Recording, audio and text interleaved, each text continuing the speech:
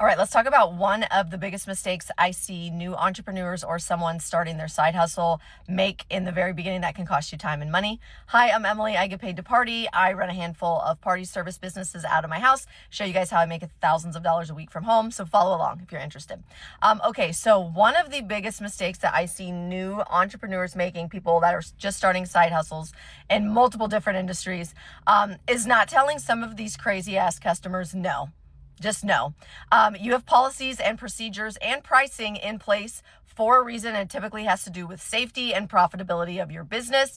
And you are always going to get customers that push boundaries. And it's okay to just tell some of these people, absolutely not. Let me give you an example. This week, I had somebody reach out for the party rental business that was wanting to rent stuff for this weekend, which Facebook Marketplace, this is very common.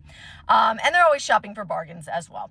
And this person asked me 1 million questions back and forth about all the rental stuff.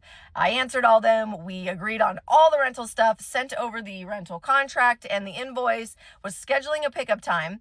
And then they get back to me and say, well, I'm not going to pay for this up front.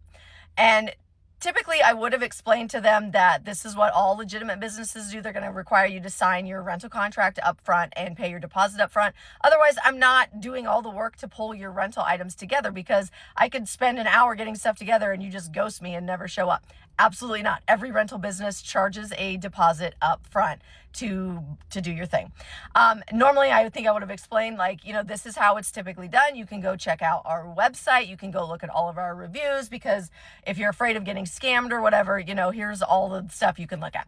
But I just had a feeling about this person from the beginning. Usually when they ask a bunch of questions, it's indicative of what kind of customer they're going to be. And so I just said, no problem. I wouldn't want you to do anything you're uncomfortable with. The items that they were wanting to rent are very popular items. I'll just rent them to someone else who's not going to be a headache the whole way and fight me on my policies and procedures.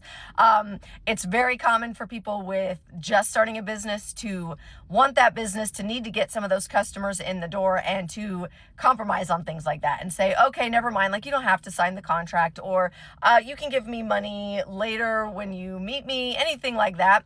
But you have your policies and procedures in place for a reason. Just remember that. And not every customer is a good customer. And you will learn to spot the ones that you can tell are going to be a headache from the beginning. And it's okay to say no. And I had been on the fence going back and forth with this customer, do I even want this business? And when they started to fight me on that, I was like, nope, that's it. Oh, no problem. Go somewhere else. First of all, you came to us because we're affordable. You're not going to find someone else cheaper. And second of all, you're not going to find someone else that doesn't require a contract and a deposit. And if you do, you don't want to do business with them because they're not legitimate and there's no protections for you as a customer.